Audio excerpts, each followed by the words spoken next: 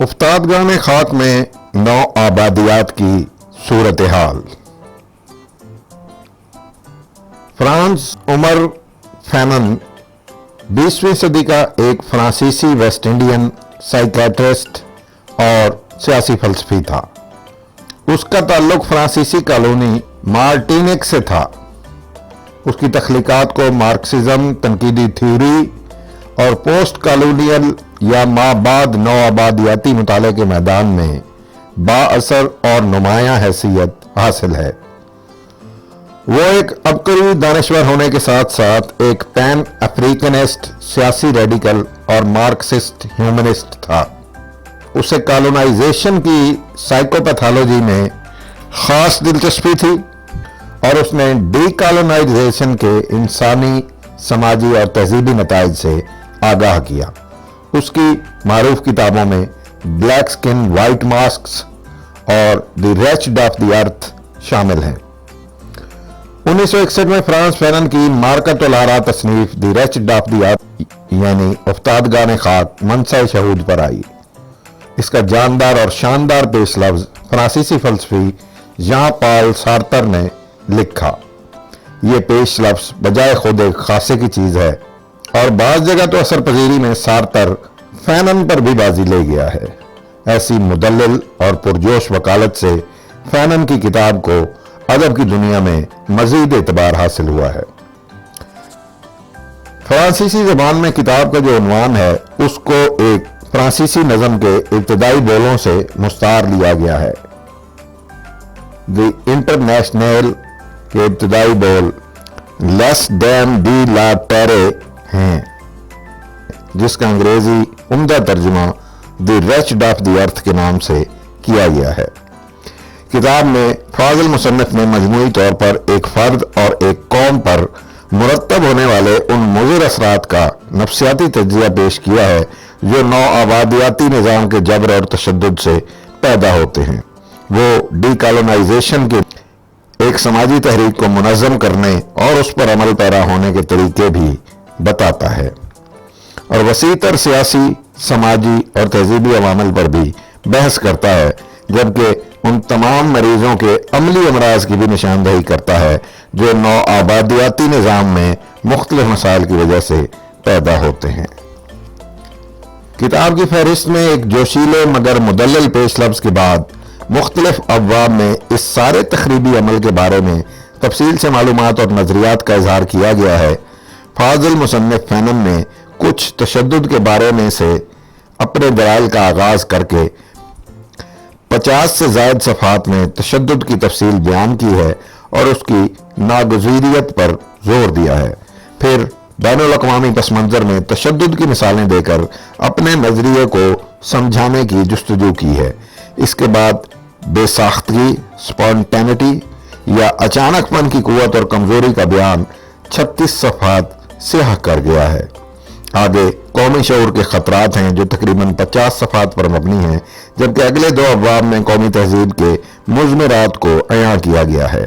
کتاب کے آخری حصے میں نو آبادیاتی جنگوں سے پیدا ہونے والے ذہنی امراض کا جائزہ لیا گیا ہے اور پھر حرف آخر میں فینن نے اپنے طور طریقے بدلنے، خوابوں کو پس پشت ڈال کر انسانیت کے عظیم مسائل حل کرنے پر زور دیا ہے۔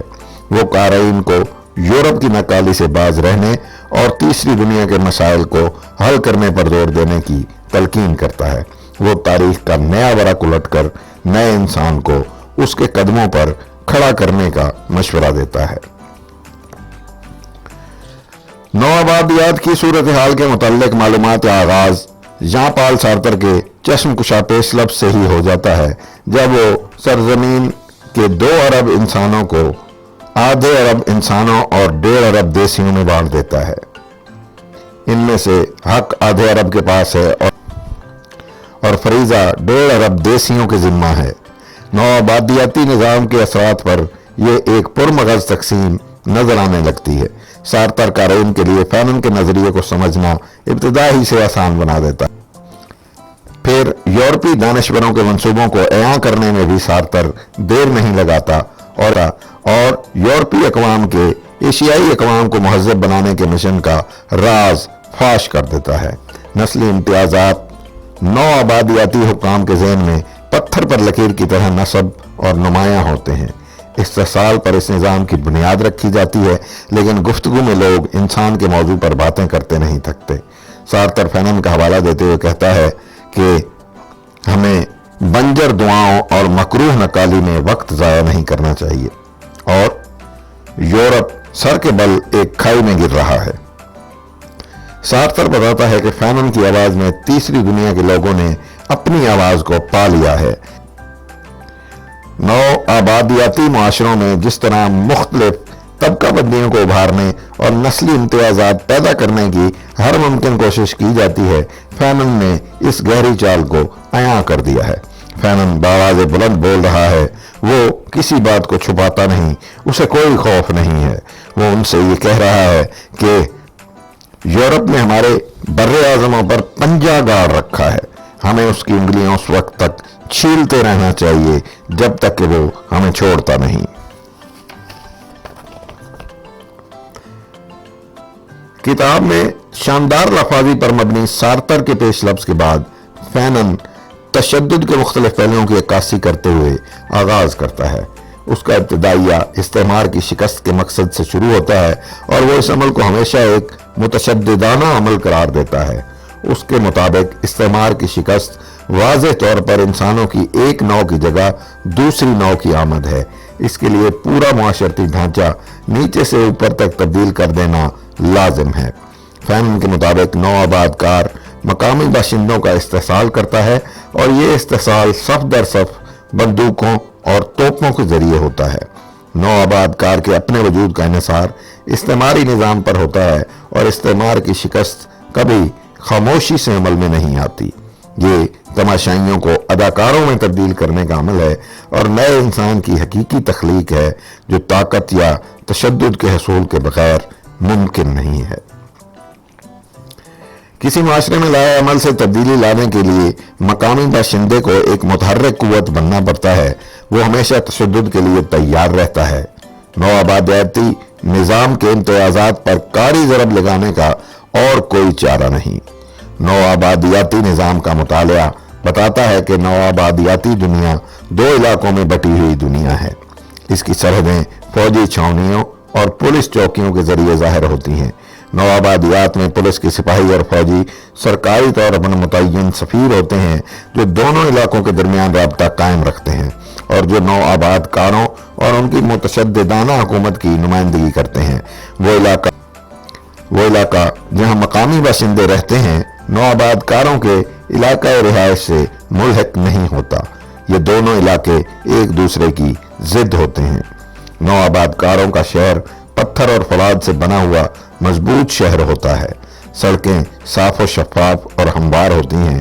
یہ شکم سیر اور آسودہ حال شہر ہے۔ اس کے شکم میں ہمیشہ اچھی چیزیں بھری ہوتی ہیں۔ یہ سفید فام بیرونی افراد کا شہر ہوتا ہے۔ مقامی باشندوں کا شہر ایک بدنام مقام ہوتا ہے جس میں بدکماش لوگ رہائش رکھتے ہیں۔ اس دنیا میں طول و عرض نہیں ہوتے، لوگ ایک کے اوپر ایک رہتے ہیں۔ مقامی شہر بھوکا شہر ہوتا ہے۔ یہاں روٹی، گوشت، کوئلہ اور روشنی نایاب ہوتی ہے۔ مقامی باشندہ جس نگاہ سے نو آباد کاروں کے شہر یعنی نو آباد کار کی میز پر کھانا کھانے کے خواب، نو آباد کار کے بستر پر سونے کے خواب، اور اگر ممکن ہو تو اس کی بیوی کے ساتھ، اس دنیا میں دو مختلف مخلوقات بستی ہیں۔ فینن کے مطابق مقامی باشندوں کی اخلاقیات بہت ٹھوس ہوتی ہے، یعنی یہ کہ نو آباد کار کی سرکشی کا سر کچل دیا جائے، اس کے مغرورانہ تشدد کا خاتمہ کیا جائے، اور مختصراً یہ کہ اسے صفحہ ہستی سے مٹا دیا جائے۔ یہ اصول کہ تمام انسان برابر ہیں محض اس وقت رونما ہوگا جب مقامی باشندے یہ دعویٰ کرنے لگیں کہ وہ نو آباد کار کے برابر ہیں۔ اس کے بعد وہ ایک قدم اور بڑھاتے ہیں اور اس سے زیادہ ہونے کے لیے نو آباد کار کے خلاف جنگ کرنے پر آمادہ ہو جاتے ہیں۔ دیسی باشندے کی جذباتی تسکین اس مجنونانہ اعصابی مظاہرے سے ہوتی ہے جس کے ذریعے اس کی زبردست جارحانہ قوتیں اور اس کی طبیعت کا شدید تشدد ایک نئی راہ اختیار کرتا ہے۔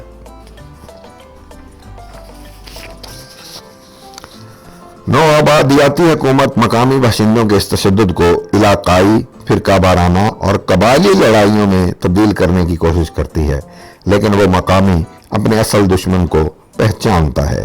وہ یہ بات وجدانی طور پر جان لیتا ہے کہ اس کو آزادی محض تشدد کے ذریعے ہی حاصل ہو سکتی ہے، حالانکہ تشدد بذات خود ایک بہت ہی ذلیل شے ہے۔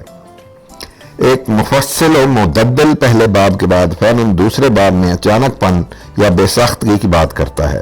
وہ ساؤتھ افریقہ، مڈغاسکر، کینیا اور دیگر ممالک کی مثالیں پیش کرتا ہے تاکہ سیاسی و استعماری نظام کو مزید عمدگی سے سمجھا جا سکے۔